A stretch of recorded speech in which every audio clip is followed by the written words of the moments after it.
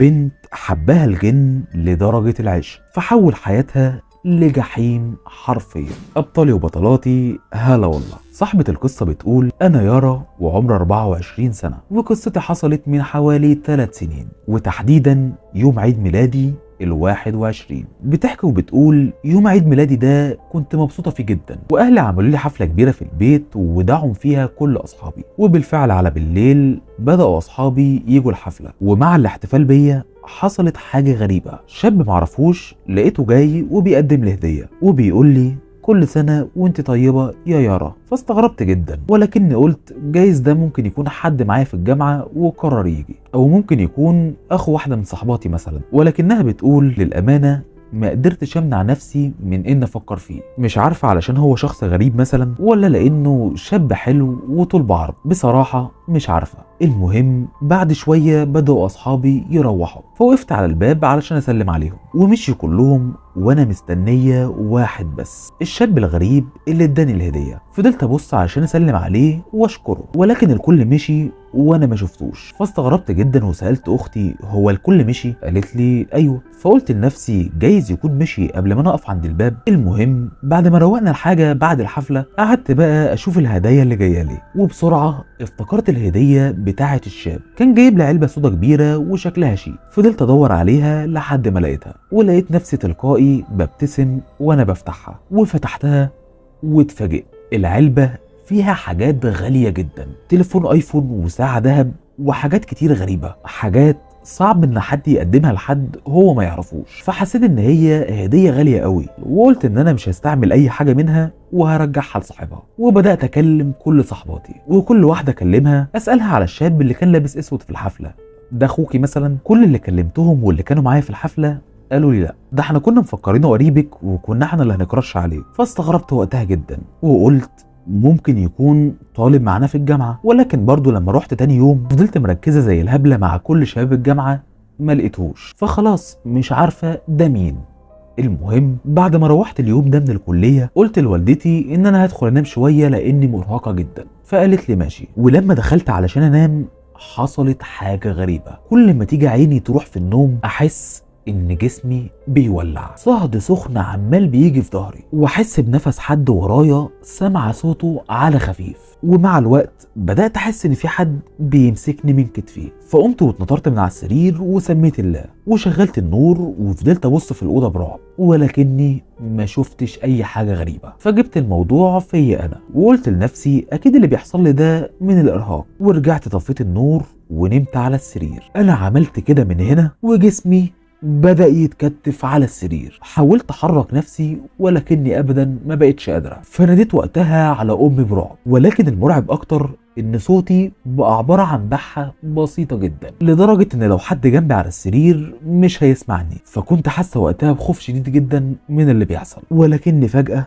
سمعت صوت شخص بيقول ما تخافيش. انا اترعبت اكتر لاني كنت مفكره ان الحاله اللي انا فيها دي الحاله اللي بتتسمى شلل النوم او الجاسوم، وطبعا انتوا عارفين ان الحاله دي ما بنسمعش فيها حد بيتكلم. اما اللي بيحصل دلوقتي ده مش عادي. ولقيت ظل اسود طالع من ورا السرير عندي وبدا يبعد عني وبقى واقف قدام السرير، ووقتها جسمي بدا يفك ورجع طبيعي، والظل ده بدا يتكلم ويقول لي ما تخافيش انا مالك، وبدأ يترسم ويتشكل في شكل بشري. والمرعب انه كان نفس الشخص اللي كان في الحفلة، الشخص اللي اداني الهدية الغالية. وكمل كلامه وقال ما تخافيش انا قرينك ومش هأذيكي. فقلت برعب مش هتأذيني؟ قال لي طبعا لاني بحبك. فاستغربت جدا وكنت في حالة ذهول، حالة كده من عدم الوعي باللي بيحصل. هو ده قريني فعلا وانا بتكلم دلوقتي مع قريني؟ كمل كلامه وقال لي مش هأذيكي، ولكن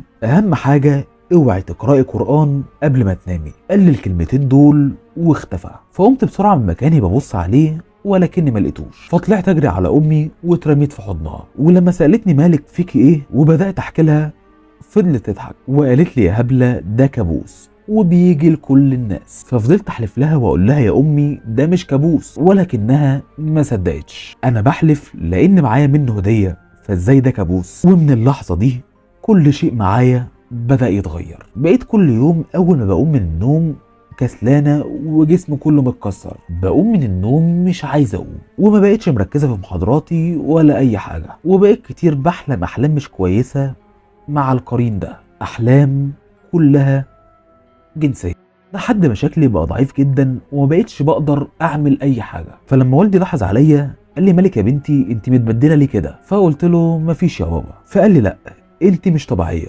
قولي لي مالك. فقلت له هتصدقني يعني؟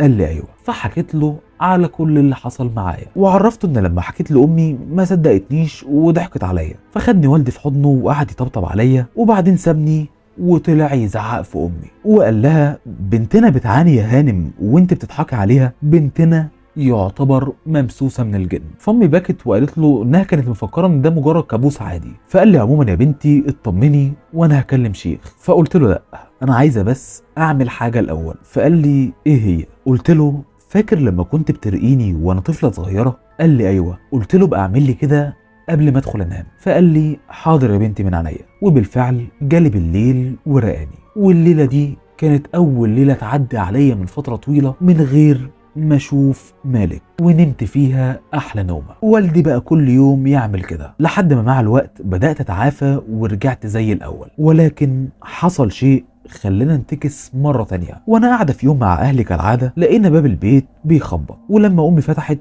لقيت شاب ومعاه ست كبيرة. فوقتها والدي قال لي خش جوه يا يارا. فدخلت اوضتي وبدأت اراقب من ورا الباب، وببص لقيت زميلي خالد اللي في الجامعة. خالد ده معجب بيا وانا كمان معجبة بيه، ولكن الموضوع ما تخطاش ما بيننا حاجز النظرات، ولكنه جاب والدته بشكل مفاجئ علشان يخطبني. فانا كنت واقف ورا الباب فرحانة جدا، ولقيت مرة واحدة باب الأوضة عندي بيتفتح وامي داخلة عليا. فلقيتها بتقول لي في شاب بره معاكي في الجامعة جاي يتقدم لك، امشيه؟ قلت لها لا والنبي. قالت لي والله طيب البسي يلا واطلعي. فبسرعه طلعت فستان من الدولاب، ومن فرحتي بدات اخلع هدومي من غير ما اسمي الله زي ما والدي قال لي. وساعتها فجاه وانا قدام المرايه شفت مالك واقف ورايا، وكان بيبص لي بكل غضب وبيقول لي انت بتاعتنا ومش هسيبك لحد. ففضلت اصرخ وانا خايفه وعماله بنادي على والدي. فدخلت والدتي الاول ولقيتني بالمنظر ده، فحطت الفستان عليا تسترني بيه. فانا كنت عمال اصرخ واقول القرين الجن الحقني يا بابا. ولما دخل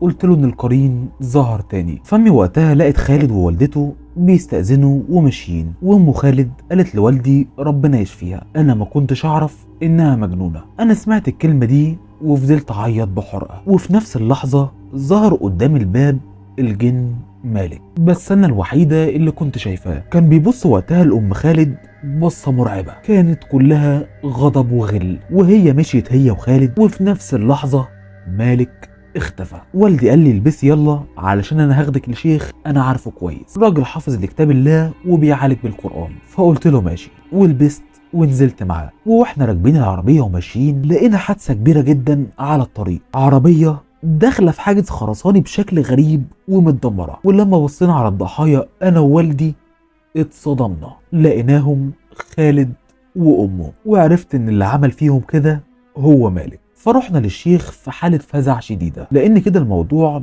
بقى فيه اذى جامد جدا. فلما سمع الشيخ مننا قال لي ربنا يشفيك يا بنتي ويعينك انت واهلك على اللي انت فيه، وقال لي ان اصعب حالات المس اللي بيشوفها هي اللي بتيجي من القرين. وبعد ما خلص كلامه معايا اداني شويه حاجات من عنده، وقال لي الحاجات دي كل يوم انتوا واهلك تستحموا بيهم، وسوره البقره كل يوم ما تتقطعش من بيتكم، وربنا يا بنتي يفك كربكم ويعينكم. ومن الوقت ده لحد النهارده ولحد ما اموت انا واهلي هنمشي على الكلام ده، لان للاسف القرين بيفضل مع الشخص لحد ما يموت. فربنا يعيني ويقدرنا عليه وبس كده.